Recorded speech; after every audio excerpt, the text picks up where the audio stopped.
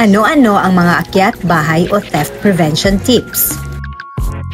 Una, ikandado ang lahat ng pinto at pintana, tiyaking walang dadaanan ang mga magnanakaw. Pangalawa, iligpit ang mahahalagang pag-aari sa labas ng bahay tulad ng bisikleta, kotse o sampayan. Huwag maglagay ng mamahaling gamit sa tabi ng bintana. Pangatlo, iwasang mag-iwan ng notes sa labas ng bahay na nagsasabing walang tao. Mag-ingat sa pagpo-post sa social media tungkol sa inyong lakad.